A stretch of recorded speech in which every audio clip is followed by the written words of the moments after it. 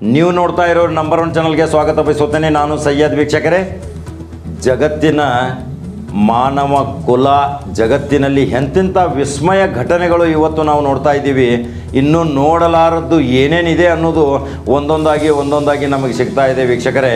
ಯಾಕೆಂದರೆ ದೇವರು ಯಾವ್ಯಾವ ಪ್ರಾಣಿಗಳನ್ನ ತಯಾರು ಮಾಡಿದ್ದಾನೆ, ಎಂತೆಂಥ ಮನಕುಲಗಳನ್ನು ತಯಾರು ಮಾಡಿದ್ದಾನೆ, ಎಂತೆಂಥ ಭೂಗರ್ಭ ಒಳಗಡೆ ತಯಾರು ಮಾಡಿದ್ದಾನೆ, ಆಕಾಶದಲ್ಲಿ ಏನಿದೆ, ಭೂಮಿಯಲ್ಲಿ ಏನಿದೆ, ಸೂರ್ಯನಲ್ಲಿ ಏನಿದೆ, ಚಂದ್ರ ಲೋಕದಲ್ಲಿ ಏನಿದೆ, ಯಾವ್ಯಾವ ರೀತಿ ಅನೇಕ ವಿಧಿವಿಧಾನಗಳು, ವಿಸ್ಮಯ ಲೋಕಗಳು, ನಿಗೂಢತೆ, ರಹಸ್ಯತನ ಕಾಪಾಡ್ಕೊಂಡು ಬಂದಿದ್ದಾನೆ.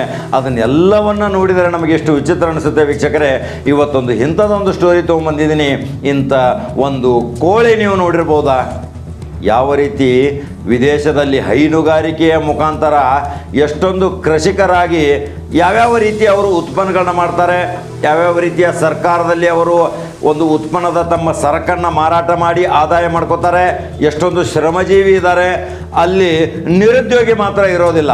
ಇಲ್ಲಿ ಕೇವಲ ನಮ್ಮಲ್ಲಿ ಏನಾಗ್ಬಿಡುತ್ತೆ, ಒಂದು 4 ದುಡ್ಡು ಬಂದ ತಕ್ಷಣ ಒಳ್ಳೊಳ್ಳೆ ಬಟ್ಟೆ ಹಾಕೊಂಡು ಪೋಷಾಕ್ ಮಾಡ್ಕೊಂಡು ಮತ್ತೆ ದಿಮಾಗ್ನಿಂದ ತಿರುಗಾಡೋದು, ಮತ್ತೆ ಕೊನೆಗೆ ಆ ಹಣ ಖಾಲಿ ಆದ ನಂತರ ಮತ್ತೆ ಮನೆ ಸೇರೋದು, ಇವ್ರ ಹತ್ರ ಕೆಲಸ ಬಿಡೋದು. ಇದು ನಮ್ಮಲ್ಲಿ ಆಗಬಾರ್ದು. ಯಾಕೆಂದರೆ ಅವರ ಗಮನವನ್ನು, ಅವರ ಪ್ರೇರಣೆಯನ್ನು ನಾವು ಬೆಳ್ಕೋಬೇಕು. ಅವರು ಒಂದು ಕೋಳಿ ಸಾಕಾಣಿಕೆ ಮಾಡಿದ್ದಾರೆ. ಆ ಕೋಳಿ ಯಾವ ರೀತಿ ಇದೆ, ಇಂಥ ಕೋಳಿ ಒಂದು ವಿಸ್ಮಯ ಕೋಳಿ, ಜಗತ್ತಿನಲ್ಲೇ ನೋಡಲಾರ್ದಂಥ ಕೋಳಿ ಇದು. ಈ ಕೋಳಿಯನ್ನು ನೀವು ನೋಡಲೇಬೇಕು. ಯಾವ ರೀತಿ ಆ ಕೋಳಿ ಒದರುತ್ತೆ, ತತ್ತಿಗಳನ್ನು ಹಾಕುತ್ತೆ. ಹೈನುಗಾರಿಕೆ ತತ್ತಿ ಮುಖಾಂತರ ಮಾಡಿದ್ದಾರೆ. ಲಕ್ಷಾಂತರ ತತ್ತಿಗಳನ್ನ ಹೇಗೆ ಅವರು ಆರಿಸ್ತಾ ಇದ್ದಾರೆ, ಎಷ್ಟೊಂದು ಆದಾಯ ಮಾಡ್ತಾರೆ.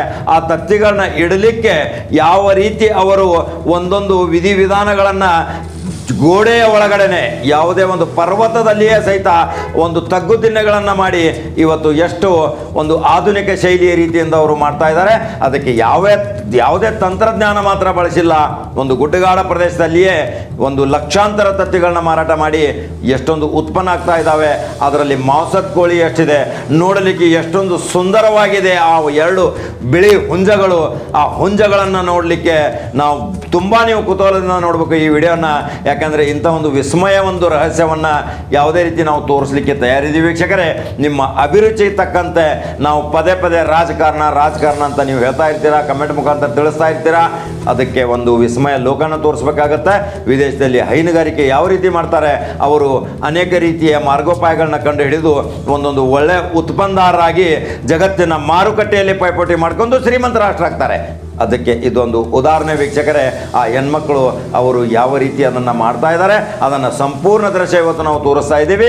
ಒಂದು 2-3 ನಿಮಿಷ ನೀವು ಅದನ್ನು ದಯವಿಟ್ಟು ನಿಲ್ಲಿಸದೆ ನೋಡಿ, ಅಂದರೆ ಗೊತ್ತಾಗುತ್ತೆ ಉತ್ಪನ್ನ ಹೇಗಿದೆ, ಯಾವ ರೀತಿ ಅವರು ತಮ್ಮ ಸ್ವಯಂ ಉದ್ಯೋಗ ಮಾಡ್ತಾರೆ. ಅದರ ಜೊತೆಗೇನೆ ಇವತ್ತು ವಿಜಯದಶಮಿಯ ಹಾರ್ದಿಕ ಶುಭಾಶಯ ಹೇಳ್ತಾ ಇದ್ದೀನಿ. ದೇವರು ಎಲ್ಲರಿಗೂ ಸಂಪತ್ತು ಕೊಡೋದಕ್ಕಿಂತ ಮೊದಲು ಆರೋಗ್ಯ ಕೊಡಲಿ, ಸುಖ ಶಾಂತಿ ಕೊಡಲಿ. ಇವತ್ತು ಎಲ್ಲರೂ ನನಗೆ ಸಂಪತ್ತು ಕೊಡಿ ಅಂತ ತಲಾಂತರದಿಂದ ಬೇಡ್ಕೊತ ಬಂದಿದ್ದೀರಿ, ನಾವು ಬೇಡಿದ್ವಿ. ಆದರೆ ಇವತ್ತು ಕಾಲ ಬದಲಾಗಿದೆ ವೀಕ್ಷಕರೇ. ನಮಗೆ ಸಂಪತ್ತು ಬೇಡ ಯಪ್ಪ, ನಮಗೆ ಆರೋಗ್ಯ ಕಾಪಾಡು. ಆರೋಗ್ಯದಿಂದ ಇದ್ರೇ ಸಂಪತ್ತನ್ನು ನಾವು ನೋಡಬಹುದು, ಅನುಭವಿಸಬಹುದಲ್ಲ ವೀಕ್ಷಕರೇ. ವಿಜಯದಶಮಿ, ತಾಯಿ ಚಾಮುಂಡೇಶ್ವರಿ, ತಾಯಿ ಭುವನೇಶ್ವರಿ, ಭಾರತಾಂಬೆ ಎಲ್ಲರಿಗೂ ಸುಖ ಮತ್ತು ಶಾಂತಿ, ಒಂದು ನೆಮ್ಮದಿಯ ಬದುಕನ್ನು ದಯಪಾಲಿಸಲಿ. ಅದರ ಜೊತೆಗೆ ಇವತ್ತು ಒಂದು ಅಯ್ಯ ಅನ್ನೋದು ಒಂದು ಚಲನಚಿತ್ರವನ್ನು ಪ್ರಸಾರ ಮಾಡ್ತಾ ಇದ್ದೀವಿ ವೀಕ್ಷಕರೇ. ದಯವಿಟ್ಟು ನೋಡಿ, ನಿಮಗೆ ಒಂದು ಮನರಂಜನೆ ಆಗುತ್ತೆ. ಶನಿವಾರ ಇದೆ, ಸೂಟಿನೂ ಇದೆ, ಎಲ್ಲರೂ ಇರ್ತಾರೆ. ಕೌಟುಂಬಿಕವಾಗಿ ಎಲ್ಲರೂ ಕೂತ್ಕೊಂಡು ನೋಡಬೇಕು. ನಂಬರ್ 1 ಚಾನಲ್ ಫಾಲೋ ಮಾಡಬೇಕು. ಎಲ್ಲರಿಗೆ, ನಿಮ್ಮ ನೆಂಟಸ್ಥರಿಗೆ, ನಿಮ್ಮ ಪರಿಚಯಸ್ಥರಿಗೆ, ನಿಮ್ಮ ಆತ್ಮೀಯ ಸ್ನೇಹಿತರಿಗೆ ಒಂದೊಂದು ಫಾಲೋ ಮಾಡಲಿಕ್ಕೆ ಹೇಳಿದರೆ ಅದು ನಮಗೆ ಒಂದು ಸ್ಫೂರ್ತಿ ಆಗುತ್ತೆ. ಮತ್ತು ನಿಮ್ಮ ಅಭಿರುಚಿಯ ತಕ್ಕಂತೆ ನಾವು ಒಳ್ಳೊಳ್ಳೆ ಸುದ್ದಿ ಹೇಳಲಿಕ್ಕೆ ಬರ್ತೀವಿ ವೀಕ್ಷಕರೇ. ಫಾಲೋ ಮಾಡೋದನ್ನು ಮರೆಯೋದಿಲ್ಲ ಅಲ್ವಾ? ದಯವಿಟ್ಟು ಹೇಳಿ, ನಿಮ್ದು ಏನು ಅನಿಸಿಕೆ ಇದೆ ನಮ್ಮ ಕಮೆಂಟ್ ಬಾಕ್ಸಲ್ಲಿ ನಿಮಗೆ ಸ್ವಾಗತ ಮಾಡ್ತೀವಿ. ನಾವು ಬರೆದು ಹಾಕಿ ನಂಬರ್ 1 ಚಾನಲ್ ಫಾಲೋ ಮಾಡಿ, ಸಬ್ಸ್ಕ್ರೈಬ್ ಮಾಡಿ ವೀಕ್ಷಕರೇ. ಮತ್ತೆ ಮಹತ್ವದ ಸುದ್ದಿಯೊಂದಿಗೆ ಬರ್ತೇನೆ. ನಮಸ್ಕಾರ.